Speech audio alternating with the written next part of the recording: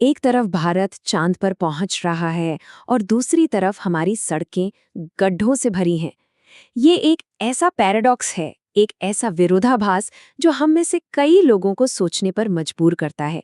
चलिए आज इसी को समझने की कोशिश करते हैं कि आखिर ऐसा है क्यों। सच में ये दो अलग अलग भारत की कहानी लगती है।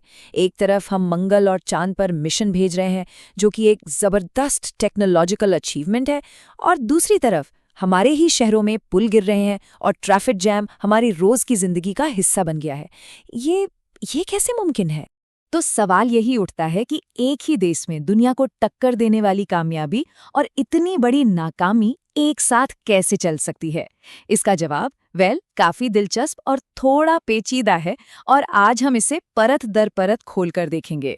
इस पूरी समस्या की जड़ तक पहुंचने के लिए हमें किसी भी इंफ्रास्ट्रक्चर प्रोजेक्ट के सफर को समझना होगा।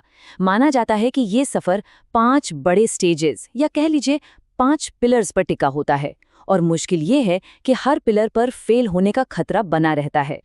ये हैं वो 5 पिलर्स। सबसे पहले प्लानिंग, फिर जमीन का अधिग्रहण यानी लैंड एक्विजिशन, उसके बाद टेंडर और कॉन्ट्रैक्ट्स, फिर आता है एग्जीक्यूशन यानी काम को पूरा करना, और आखिर में मेंटेनेंस यानी रख रखाव।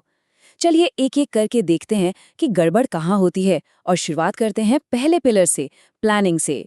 किसी भी प्रोजेक्ट की नींव होती है उसकी प्लानिंग, लेकिन भारत में अक्सर ये नींव ही कमजोर रह जाती है। हम किसी शहर के पूरी तरह से भर जाने के बाद ही कोई समाधान सोचना शुरू करते हैं, और जो डिटेल्ड प्रोजेक्ट रिपोर्ट्स यानी डीपीआरस बनती हैं, वो इतनी धीमी और गलतियों से भरी होती हैं कि जब तक वो लागू होती हैं तब तक तो समस्या और भी बड़ी हो चुकी होती है। और इसका एक हैरान करने वाला उदाहरण है सरदार सरोवर डैम। सिर्फ राज्यों के बीच चल रहे राजनीतिक झगड़ों की वजह से इस प्रोजेक्ट को पूरा होने में 56 साल लग गए। सोचिए जरा, आधी सदी से ज्यादा की देरी सिर्फ इसलिए क्योंकि आपसी सहमति नहीं बन पा रही थी। हमारा दूसरा पिलर है जमीन का अधिग्रहण।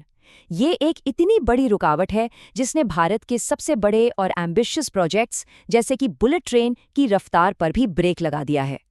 बुलेट ट्रेन प्रोजेक्ट पर इस देरी का असर जरा देखिए।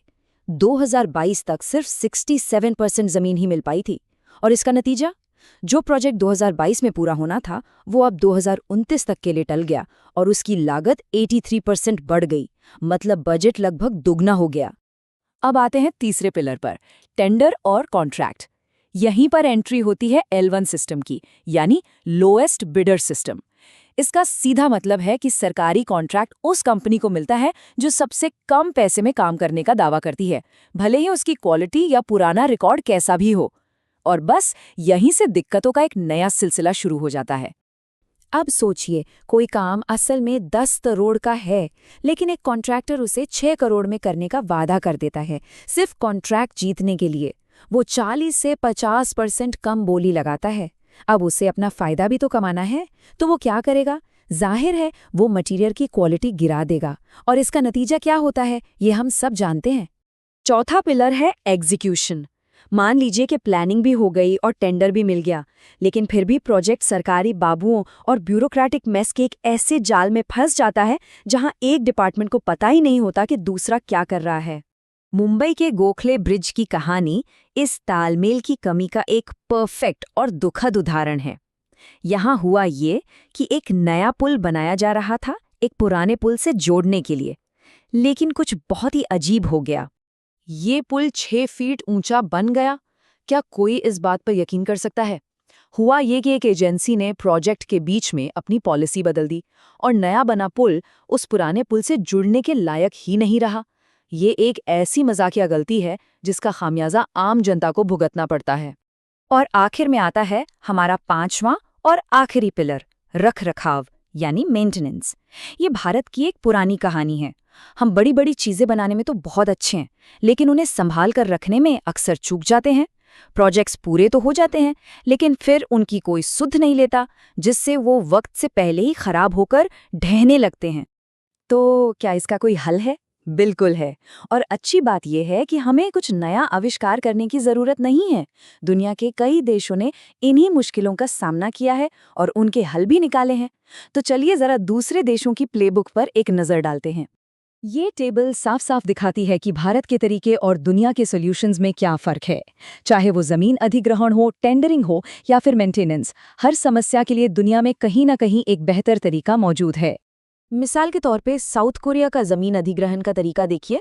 वो किसानों को पैसे देने के बजाय उन्हें डेवलपमेंट में पार्टनर बना लेते हैं। उनकी जमीन का एक हिस्सा लेकर उसे डेवलप किया जाता है और बदले में उन्हें एक छोटा लेकिन कहीं ज्यादा कीमती विकसित जमीन का टुकड़ा वापस मिलता है। ये एक विन विन सिचुएशन है। सिंगापुर का सिस्टम हमारे L1 सिस्टम से एकदम उल्टा है।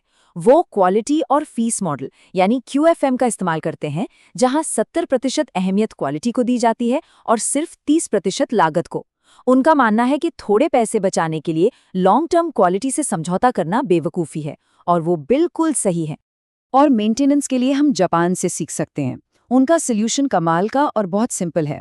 हर 5 साल में हर एक पुल और हर एक सुरंग का सख्ती से और बिना भूले इंस्पेक्शन करना। कोई बहाना नहीं चलता, क्योंकि वो जानते हैं कि असली समस्या नियमों की कमी नहीं, बल्कि उन्हें लगातार लागू करने की है। तो हमने समस्या भी देख ली और दुनिया भर के कुछ सॉल्यूशंस पर भी नजर डाल ली। अब सवाल ये है कि भारत के लिए इसका क्या मतलब है? यहाँ से आगे का रास्ता क्या है? देखिए, सबसे बड़ी बात ये है, हल कोई नया आइडिया खोजने में नहीं है, बल्कि दुनिया में जो तरीके पहले से कामयाब है उन्हें ठीक से लागू करने में है। हमें L1 सिस्टम को छोड़ना होगा, ब्यूरोक्रेसी को आसान बनाना होगा, और सबसे जरूरी, अपनी सोच को सबसे सस्ता से हटाकर सबसे अच्छा पर लाना होगा। आखिर में ये मामला सिर्फ एक टूटी सड़क या गिरे हुए पुल का नहीं है। ये हमारी राष्ट्रीय पहचान का सवाल है। ये इस बात को पक्का करने के बारे में है कि जो कामयाबी हम अंतरिक्ष में हासिल कर रहे हैं वो हमारी जमीन पर भी दिखे। क्योंकि जैसा कहा जाता है, इंफ्रास्ट्रक्चर सिर्फ सीमेंट और स्टील नहीं होता, ये किसी देश की रफ्तार होती है। और अब वक्त आ गया है कि भारत अपनी पूरी रफ्तार से आगे बढ़े।